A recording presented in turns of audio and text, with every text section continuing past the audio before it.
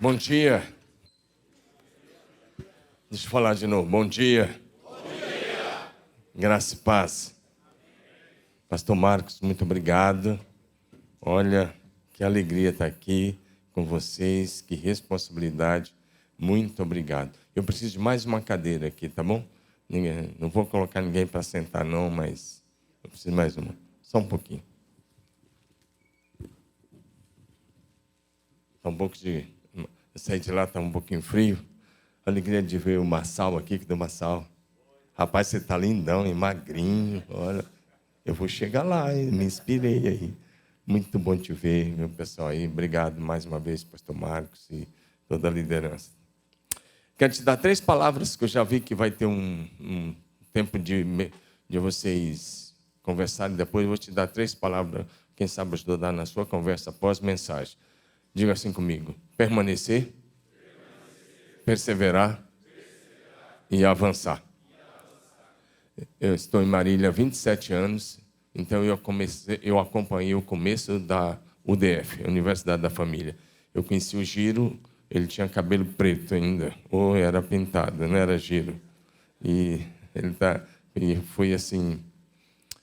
Eu conheci a UDF quando eu não tinha essa sede, quando era uma casinha de madeira lá no centro, e quando as apostilas ainda eram montadas e as pessoas colocavam o aspiral ali ainda.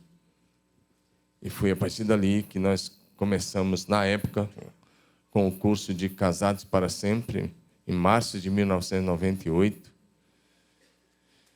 E o Gilson, em seguida, foi meu líder de Veredas Antigas.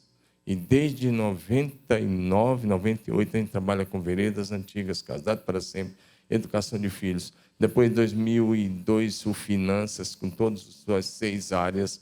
Depois, o Hombridade. O primeiro congresso de Hombridade foi lá em Marília, sabia? Na Marília, com Paul Coller Filho. Foi o primeiro congresso que foi feito aqui no Brasil. Ele veio e foi lá na nossa igreja. Nós recebemos, tivemos a honra de recebê-los. Estamos com cerca de 20 ministérios lá da UDF acontecendo na igreja, né? Então, a gente sempre tem mais de 100 turmas por semestre dos cursos da UDF.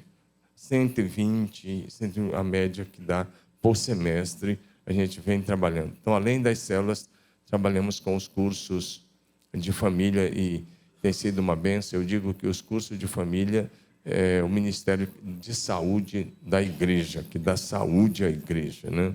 Nós temos as células como Ministério de Avanço e todos os cursos de família como aquele que dá saúde à igreja, e nós trabalhamos com discipulado. Eu digo que a igreja lá acontece só com esses 3 pilares: células, família e discipulado. Tudo gira em torno dessas 3 coisas.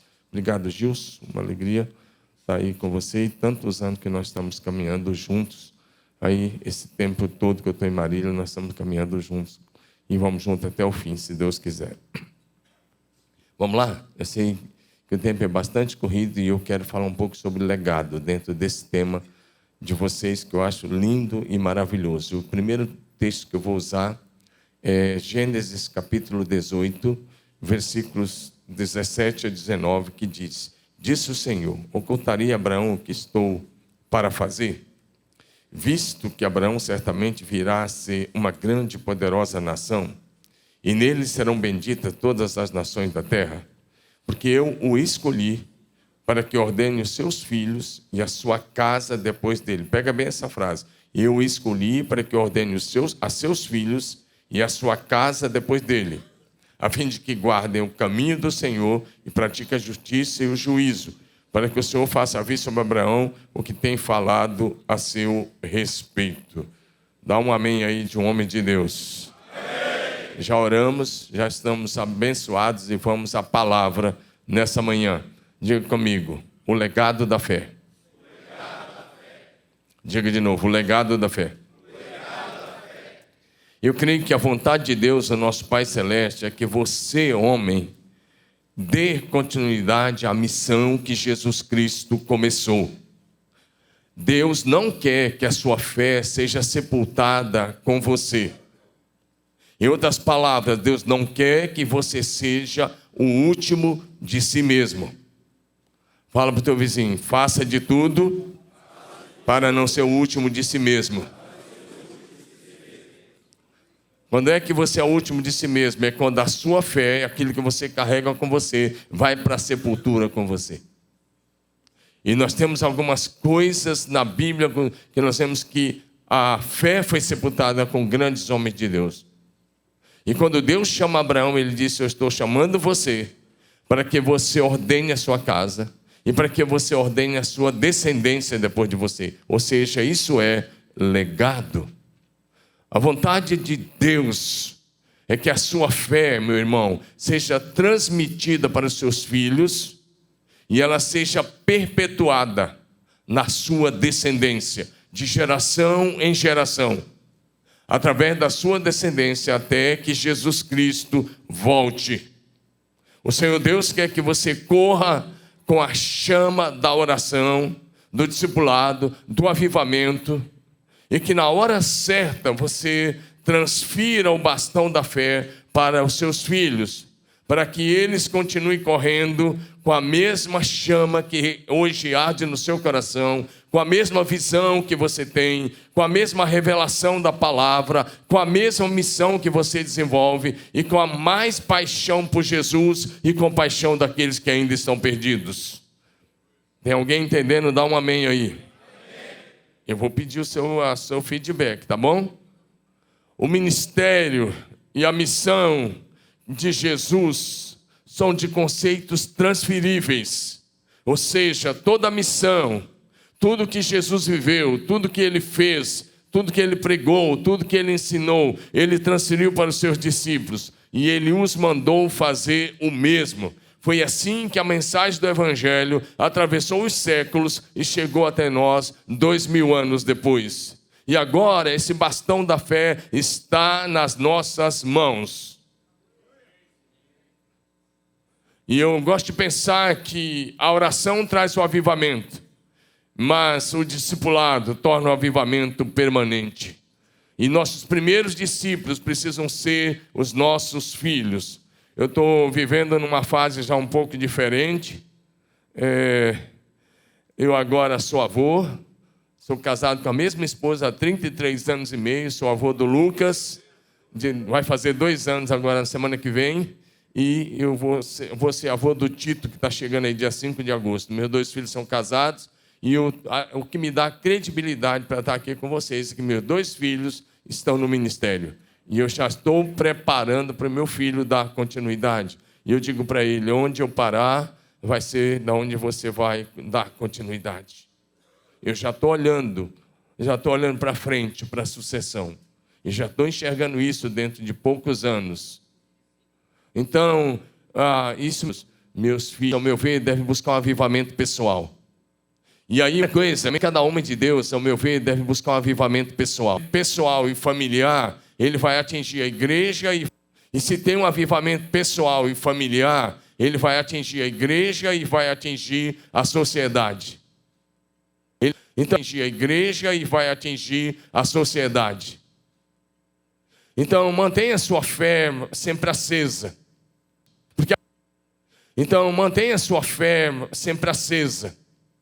Porque a vontade de Deus é que os pais, os homens da casa, porque a vontade de Deus é que os pais, os homens da casa, os sacerdotes da casa, sejam pessoas de fé, de oração, e que, como eu disse, vivam um avivamento pessoal, e que pratiquem aquilo que a palavra nos ensina, e que na hora certa passem isso para os seus filhos.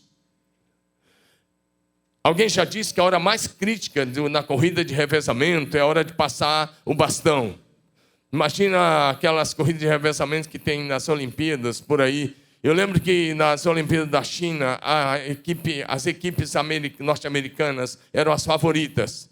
E quando chegou na final, enquanto o atleta correu, quando ele foi transferir o bastão, porque olha o que acontece, eles são revezamento de 4 por 400, ou 400 por 100. Quando são 4 atletas, cada um corre 100 metros. Quando ele vai chegando nos 80, ele tem que diminuir um pouco o passo, ele faz esse movimento para trás, o outro já começou a correr, pega o bastão e continua correndo mais rápido. Mas eu lembro que naquela Olimpíada, as duas equipes norte-americanas deixaram o bastão cair. O bastão caiu. E o que eu estou falando aqui hoje, a minha palavra hoje é um alerta: cuidado para o bastão não cair da sua mão na hora de transferir para o seu filho. Porque se cair, você não vai deixar legado nenhum. Nenhum legado. E esse é o perigo. Eu tenho um amigo que foi pesquisar um avivamento que aconteceu no país de Gales, há um pouco mais de 100 anos atrás, 1904, 1906. Porque na época máxima do avivamento do país de Gales, cerca de 91% da população galesa frequentavam as igrejas evangélicas. Mas 60 anos depois daquele período, e 65 anos depois, esse número de 91% que frequentava as igrejas caiu para 1,5% da população. E esse meu amigo ficou 6 meses lá pesquisando por que isso aconteceu. E aí ele voltou e ele caiu numa frase do Luiz Palau. Luiz Palau fez um filme, Deus Não Tem Netos, baseado nisso, no avivamento que morreu no país de Gales. E tem sido assim na maioria dos avivamentos, porque as pessoas ficam tão empolgadas com o avivamento que não discipulam a nova geração. Então eu escrevi um livro. Eu escrevi um livro chamado Deus Não Tem Netos. E eu vou dizer aqui um pouco o que me levou a escrever esse livro. Meu primeiro livro se chama Deus Não Tem Netos. Exatamente pensando nisso.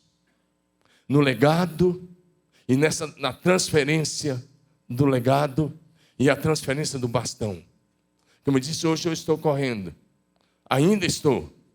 Mas vai chegar um momento que eu vou ter que fazer esse movimento e passar para o meu filho e dizer, continua. Isso é a grande responsabilidade. Quando a gente lê na Bíblia assim, Deus de Abraão, de Isaac e de Jacó. Sabe o que isso significa? Que Abraão fez o dever de casa. Que ele conseguiu transferir o legado da fé para Isaac. Isaac conseguiu transferir para Jacó. E aí Deus passou a ser conhecido no Velho Testamento como Deus de Abraão, Deus de Isaac e Deus de Jacó. A pergunta é, se depender de você, o Deus do céu vai ser conhecido em nossa geração como seu Deus, como Deus do seu filho e como Deus do seu neto? E como Deus da sua descendência?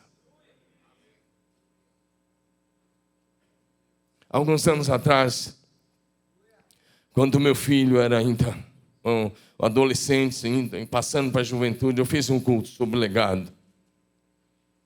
E eu comprei um sapato novo naquele dia, naquela semana, e eu peguei um cajado que eu havia ganhado da igreja, um cajado grande de 2 metros, me deram no dia da posse, um daqueles cajados assim, bem bonito, como símbolo do pastorado. E eu preguei com o cajado, ninguém estava entendendo nada, eu andando com o cajado enquanto pregava. Só que quando chegou no final, eu chamei minha família e coloquei em cima do palco. Estava minha filha, estava meu filho, minha esposa. A minha filha chama Renata, é casada, ela e o esposo são ministros de música. E meu filho é o pastor da juventude hoje. Mas na época não eram nada disso, eram só jovenzinhos, adolescentes, indo para a juventude. Então eu disse para meu filho, se você vai dar continuidade ao legado que o papai e a mamãe estão deixando, se você vai dar continuidade, levante-se, calce o meu sapato. Eu tirei o sapato. Ele calçou meu sapato. Eu disse, então pega o cajado. E dei o cajado para ele. Era apenas um ato profético. E ele calçou meu sapato. E ele pegou o cajado. Ele estava começando a faculdade. Ele tinha acabado de entrar para a administração, ou estava entrando. Ele entrou no banco. Ele ficou 4 anos no banco. Mas um dia ele pediu para falar comigo. Eu cheguei em casa e ele disse, pai, vamos conversar? Eu disse, vamos. E ele trancou a porta do quarto. Ficou eu e ele com a porta trancada. Ele disse, eu não quero que a minha mãe escute, nem a minha irmã, mas eu quero conversar com você. Ele disse, eu não quero mais um banco, pai. Eu quero ser pastor como você. Eu quero dar continuidade. Eu quero fazer aquele ato profético que você fez lá em cima do palco. Aquele foi um dos dias mais felizes da minha vida. Eu só chorei. Levei ele em Belo Horizonte para o primeiro curso dele. E hoje eu sei que ele vai dar continuidade. E isso que me traz aqui falar com você, porque eu sou pai. E eu quero encorajar você a ganhar o coração do seu filho, para que o seu filho tome a decisão de dar continuidade ao legado da sua fé. Deixa eu ir bem rápido agora. Os descendentes de Abraão andaram com Deus, porque essa era a ordem. Deus disse: eu quero que você ensine a sua descendência. E quando Deus lá na frente foi se apresentar a Moisés, sabe como é que Deus se apresentou? Interessante, Deus foi se apresentar a Moisés na sarça. Sabe como é que foi a apresentação? Deus disse: eu sou o Deus do teu pai. Eu sou o Deus de Abraão, de Isaac e de Jacó. Foi assim que Deus se apresentou a Moisés. Já pensou nisso? Se Deus fosse se apresentar ao seu filho, e Deus poder dizer: eu sou o Deus do seu pai, mas eu sou o Deus dos seus antepassados. E Deus falou para Moisés, está em Êxodo 3:6, eu sou o Deus do seu pai. E eu sou o Deus de Abraão, Deus de Isaac, Deus de Jacó. Assim Deus se apresentou a Moisés.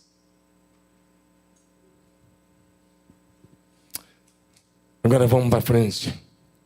Antigamente, quando eu ia ler a Bíblia, e chegava naquelas genealogias intermináveis de crônicas, ou mesmo na genealogia pequenininha de Mateus ou de Lucas 3, eu ficava meio entediado. Às vezes a minha vontade era pular, e confesso que algumas vezes eu pulei a genealogia.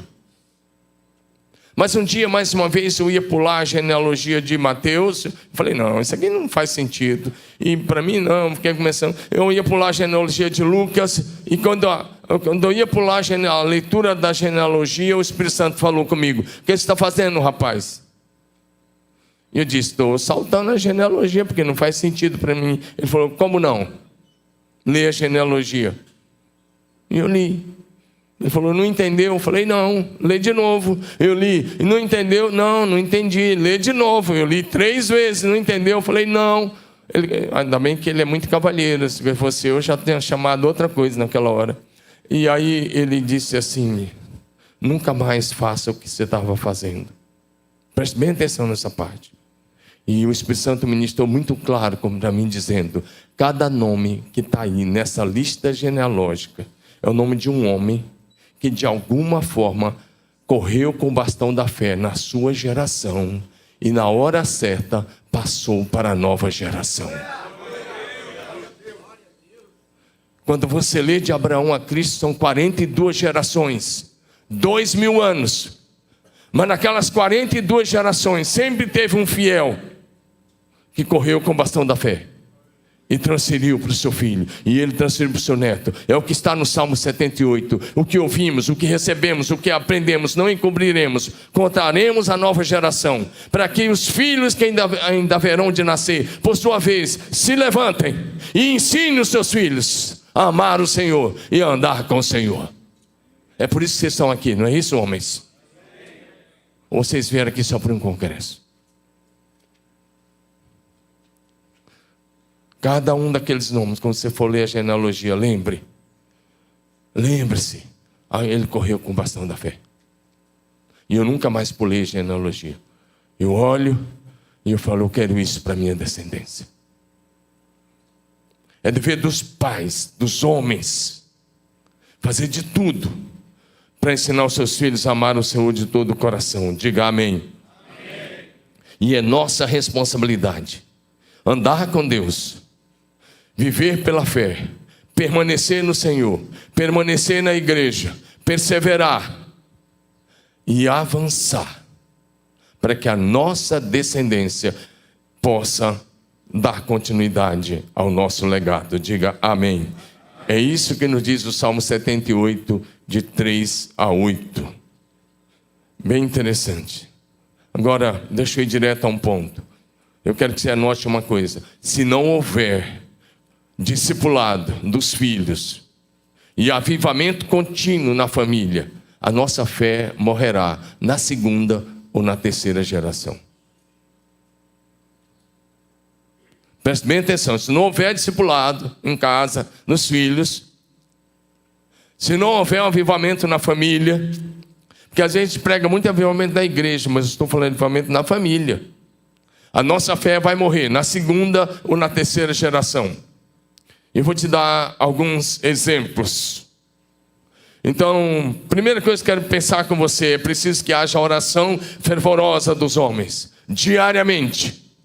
É preciso que haja discipulado bíblico, prático e profundo. E é preciso que haja um avivamento contínuo na nossa fé, na nossa casa, na nossa família, para que a nossa fé não morra na segunda ou na terceira geração. O que acontece, tem acontecido é assim: a primeira geração, vamos chamar de uma geração que tem uma fé firme, avivada. A segunda geração passa a ser uma geração morna, são os mornos espirituais. E a terceira geração é uma geração fria na fé e até uma geração morta espiritualmente. Vou te dar 2 exemplos e vai ser bem interessante, usando bem o tempo que nós temos. Vamos olhar primeiro para a liderança e depois quero olhar para uma família. E se der tempo, vou olhar para uma igreja. Tudo isso na Bíblia. Rapidamente, vamos olhar para nível de liderança. Vamos olhar para a liderança de homens de Deus, né? Liderança e sucessão. Vamos pensar nisso rapidamente. Moisés. Como você sabe, Moisés foi levantado por Deus para tirar o povo de Israel do Egito. Um dos maiores homens de Deus de todos os tempos. O maior líder do Velho Testamento. O homem que Deus usou para tirar o povo de Israel do Egito e que escreveu os 5 primeiros livros da Bíblia. Liderou o povo de Deus no deserto durante 40 anos. E discipulou muito bem o Josué. Para mim, Moisés foi discipulado por Jétro durante 40 anos. Mas esse é um outro estudo. E ele aplicou esse mesmo compromisso de discipulado com Josué durante 40 anos. Então, vamos olhar para essas cadeiras aqui. Presta atenção aqui. Aqui temos 3 cadeiras que representam 3 gerações. Aqui nessa cadeira sentou Moisés. E ele discipulou durante 40 anos o Josué. Mas nessa terceira cadeira nós temos os filhos de Josué e os filhos dos líderes de Josué. Presta bem atenção no que acontece aqui. Nessa primeira geração de Moisés, uma fé viva, inabalável. Porque Moisés falava com Deus e transferia isso para o seu povo e para o seu discípulo principal, Josué.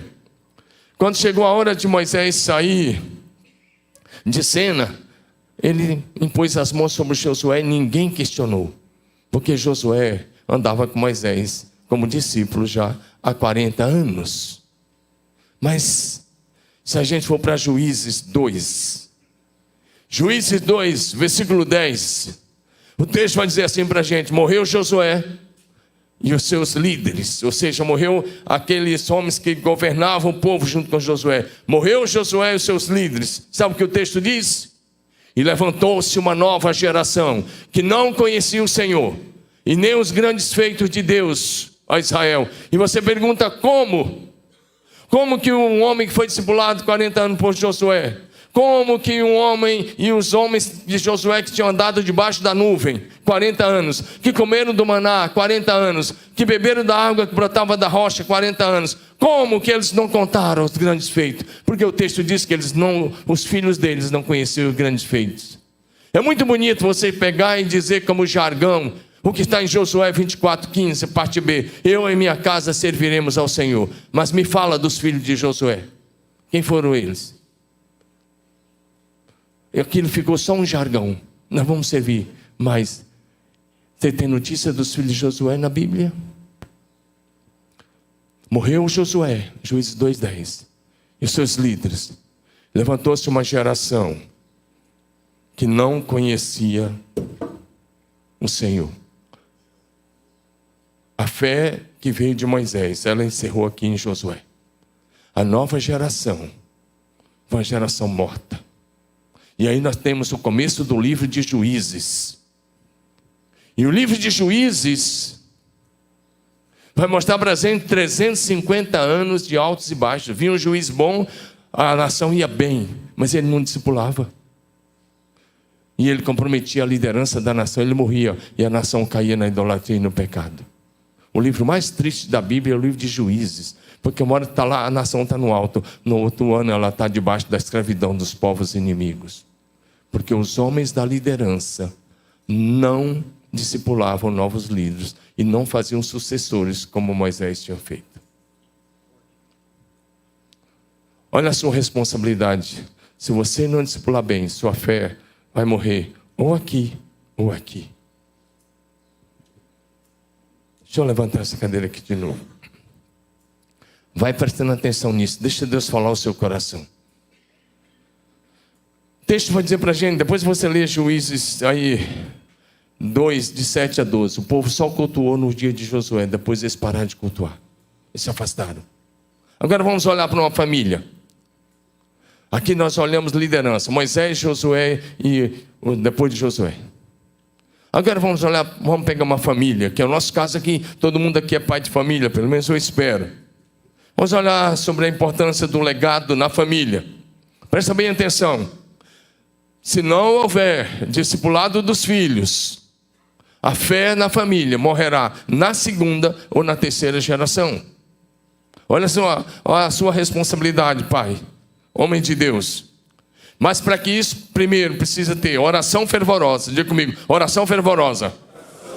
Não, fala como homem de Deus, bem forte. Oração fervorosa.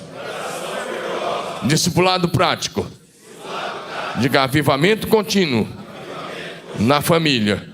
Diga, porque se não houver isso, a fé morrerá na segunda ou na terceira geração. E eu estou falando da fé da família. Vamos pegar o rei Davi, o grande Davi. Davi, como você sabe, reinou 40 anos. E Davi promoveu o maior avivamento de adoração que temos notícia até hoje na Bíblia.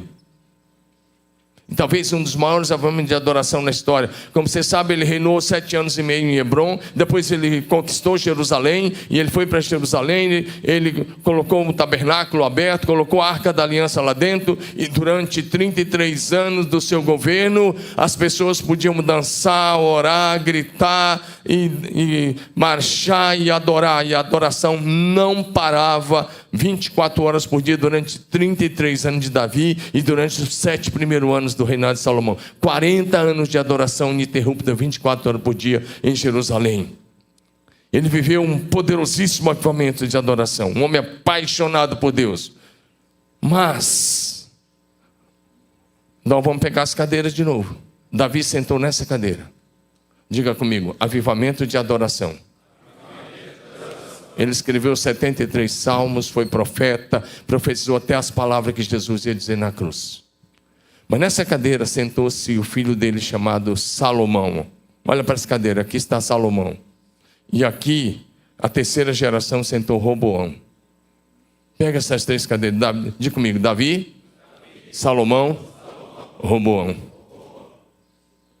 E se você for estudar, depois, aqui o tempo não permite, mas se eu for estudar, depois estuda em casa, 1 Reis 11. Davi foi bem, terminou como homem segundo o coração de Deus. Homem segundo o coração de Deus. Mas nessa cadeira, sentou o filho dele, o Salomão. E aí o Salomão, o que acontece? 1 Reis 11. Ele começa bem.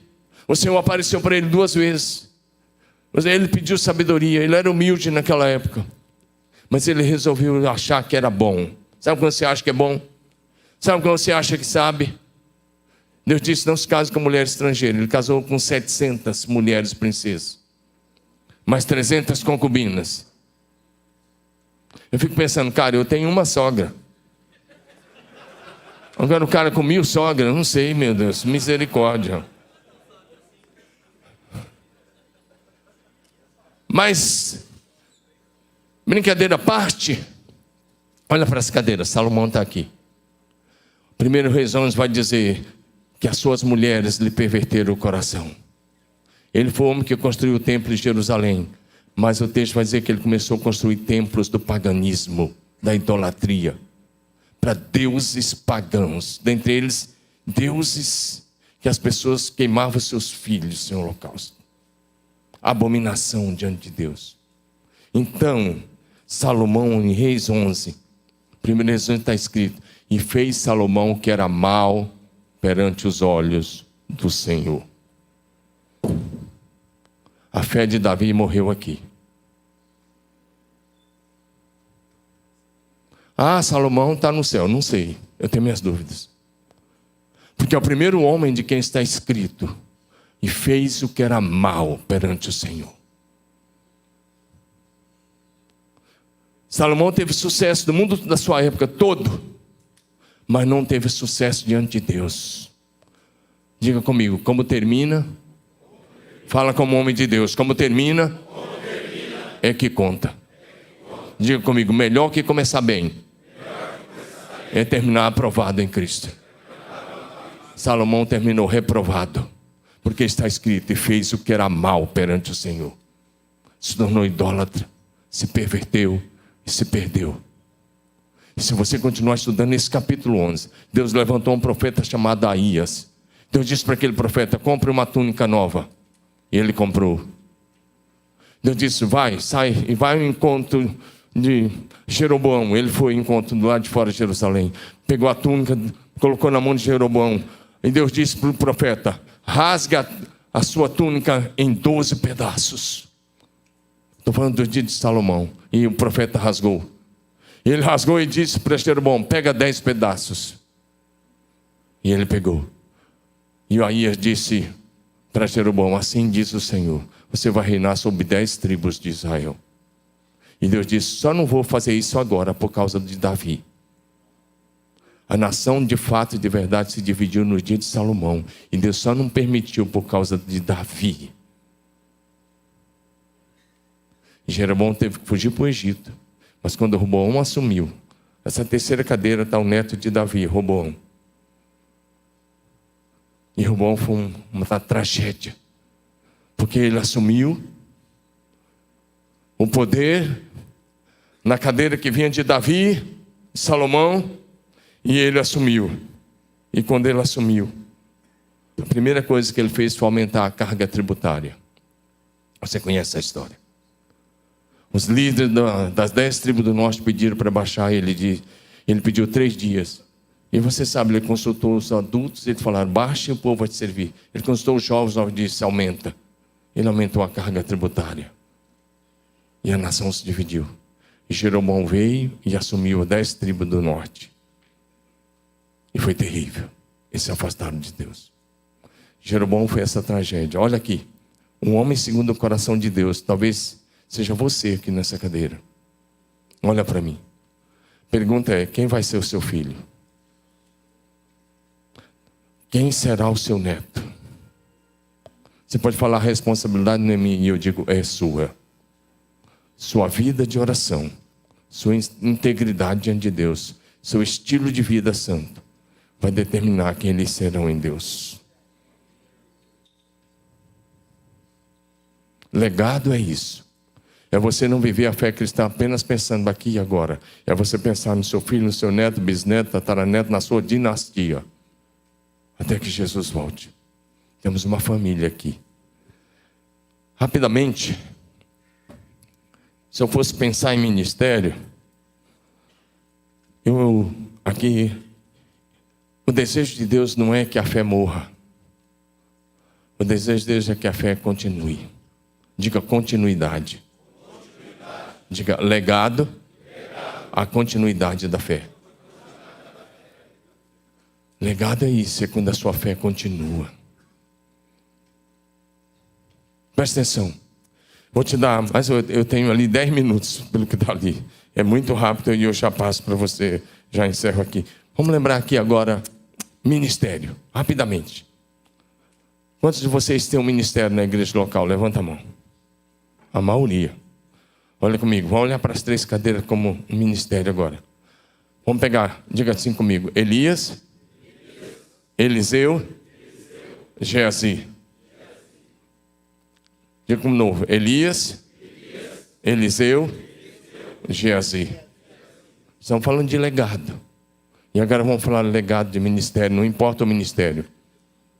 Não importa se você está no mundo corporativo ou se você está no ministério pastoral. Não importa. Você está em alguma missão. Então presta atenção. Nessa cadeira aqui sentou o grande profeta Elias. Particularmente eu considero o maior profeta do Velho Testamento.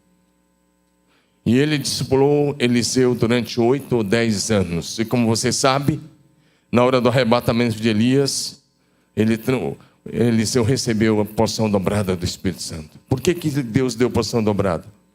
Porque Deus queria continuidade. Deus quer uma continuidade cada vez mais forte. Por que veio porção dobrada? Porque Deus quer que os nossos discípulos sejam melhores do que nós. Deus quer que seu filho seja melhor que você. Seu filho biológico e seu filho espiritual. Isso é legado. Agora presta atenção aqui. Eu vou encerrar ilustrando isso bem rápido, porque eu preciso ainda falar de uma igreja. Presta atenção aqui.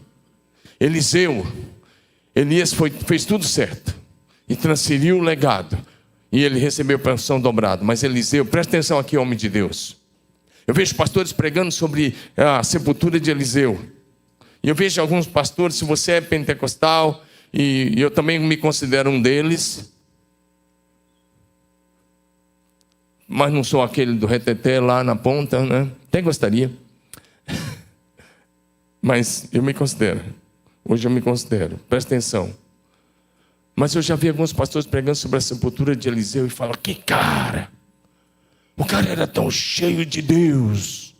O cara era tão cheio que morreu e sepultaram. E quando jogaram o morto, que bateu nos ossos, o morto ressuscitou. E o cara daqueles reteté, fatia o queijo, vai aquela coisa toda lá. E eu leio o mesmo texto do cara que foi jogado na sepultura de Eliseu. Presta atenção. E eu falo, que lástima. Que tragédia. Você sabe por que aquele homem ressuscitou? Sabe por que aquele homem ressuscitou lá, quando foi jogado e bateu nos ossos na sepultura de Eliseu? Sabe por que aquele homem ressuscitou? Porque a unção, o legado que Eliseu tinha recebido de Elias foi com ele para a sepultura. E sabe por que foi com ele para a sepultura? Porque Eliseu não soube transferir o legado e a unção que ele havia recebido de Elias. Ao invés de transferir, sabe o que ele fez? Ele amaldiçoou. E porque ele amaldiçoou, ele não terminou bem. O legado de Elias foi para a sepultura. Ei, olha para mim, o lugar da unção dobrada do Espírito Santo não é na sepultura e nem é no céu. É sobre a cabeça dos nossos filhos e dos nossos discípulos.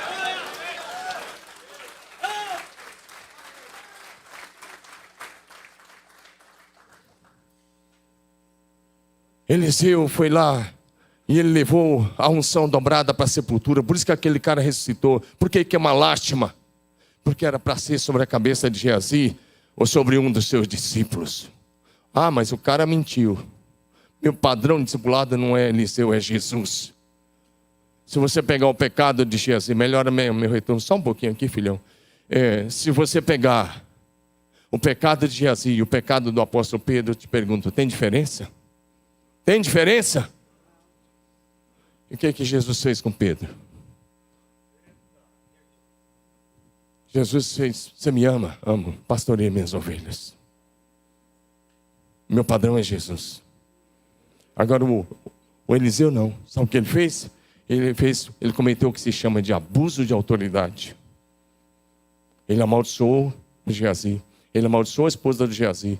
Ele amaldiçoou os filhos de Geazi. Ele amaldiçoou a descendência do Geazi.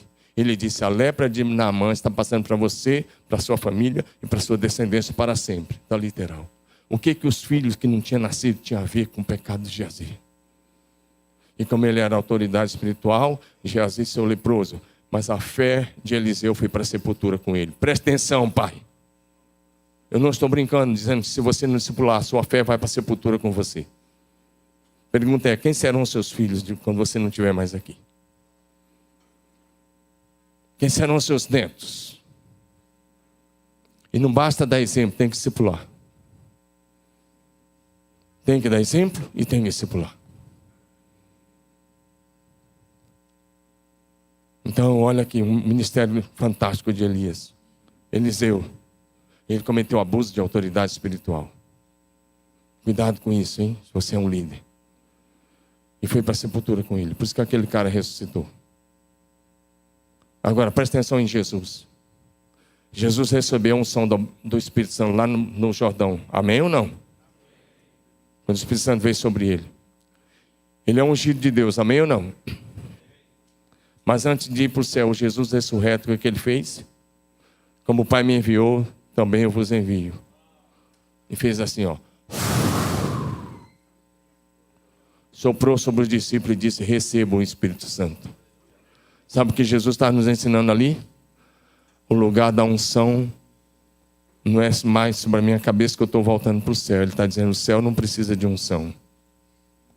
Ele está dizendo, quando ele soprou, ele estava transferindo a unção do Espírito Santo que ele havia recebido para os seus discípulos. E nós estamos debaixo dessa unção que Jesus transferiu. E aí Jesus diz: transfira a unção para o seu filho biológico e para o seu filho espiritual, para o seu discípulo. Por fim, vou fazer isso em 3 minutos, tá bom? Vamos pegar uma igreja, que tem vários pastores aqui. Presta atenção, pastor. Eu tenho pregado em várias igrejas. Recentemente eu preguei numa igreja que muito bem financeiramente. Mas quando eu for pregar na igreja, eu sou observador. Eu prego por todo o país. Eu tenho andado desse país pregando. Antes de ontem eu estava lá em Boa Esperança, no interior do Espírito Santo, lá de divisa com a Bahia.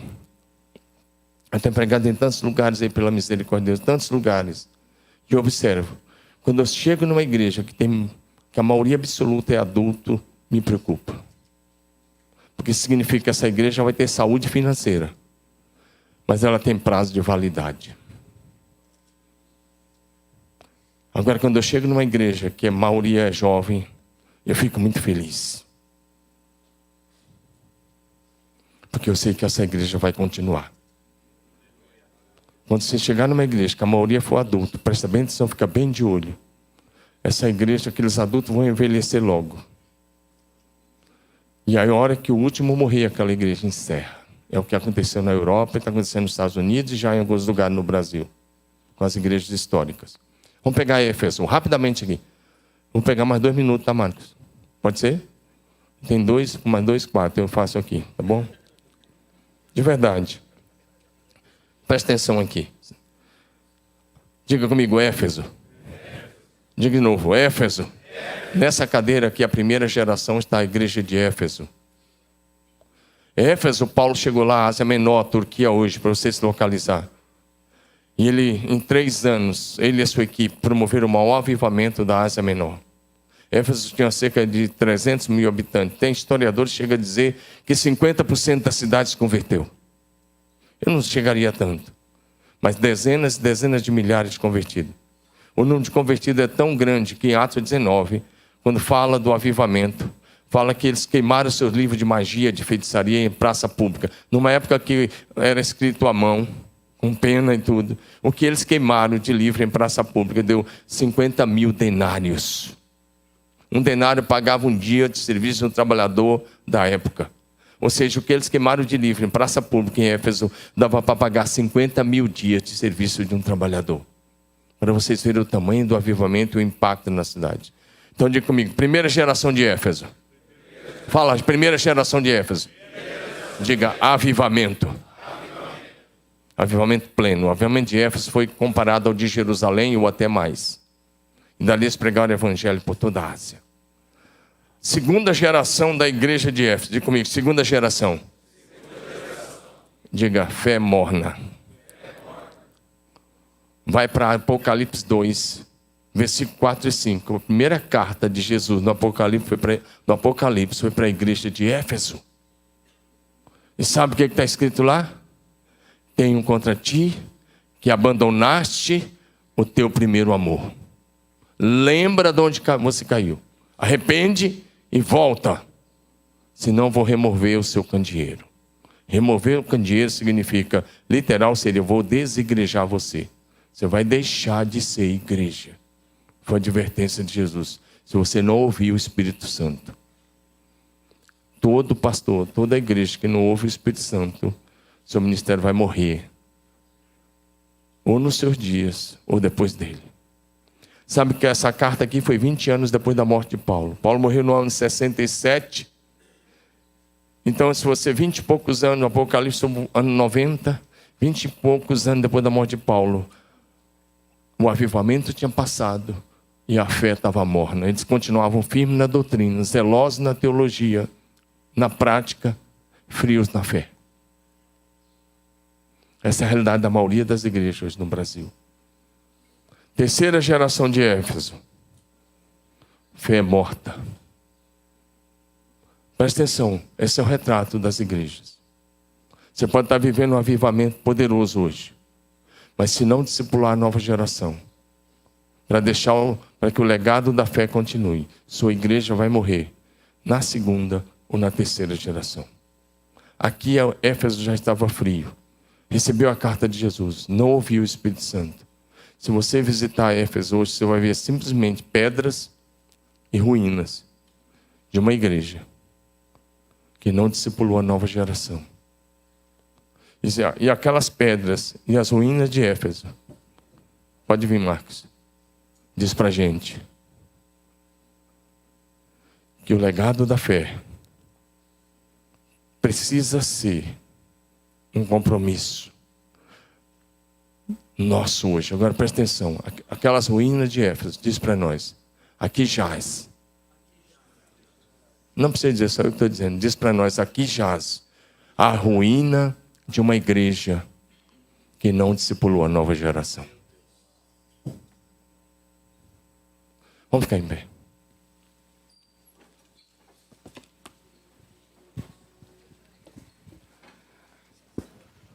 Olhei liderança com Moisés, Josué e os seus líderes com você.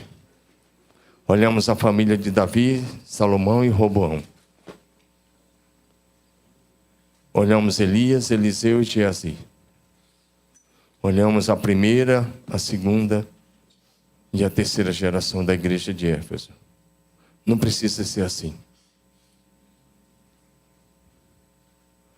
Paulo dá a receita para a gente, dizendo: o que você ouviu de mim, diante de muitas testemunhas, transmite a homens fiéis, que sejam idôneos, para também ensinar os outros. Eu espero que você leve muito a sério essa questão do legado. Vamos orar? Será que você pode levantar suas mãos e falar com Deus? Comece a falar com Deus. Levante suas mãos. Fale com o Pai. Fala com Ele. Diga para Ele que você não quer que a sua fé vá para a sepultura com você.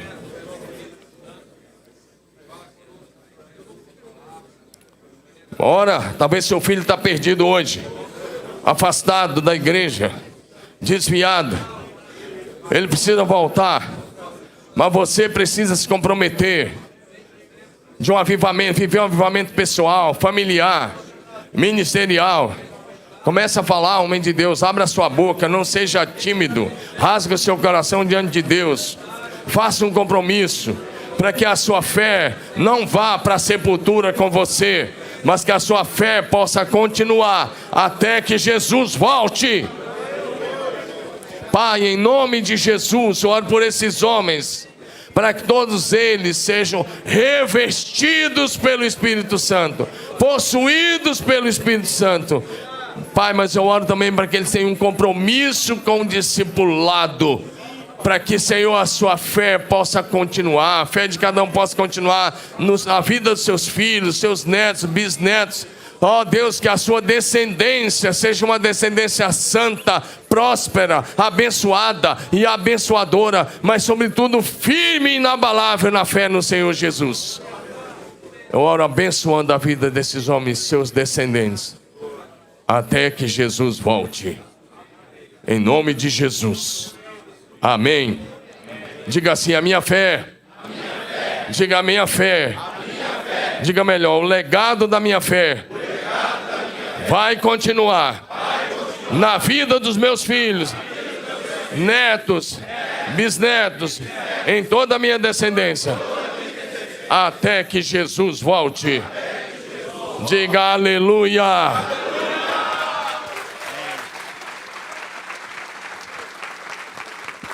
1, 2, 3.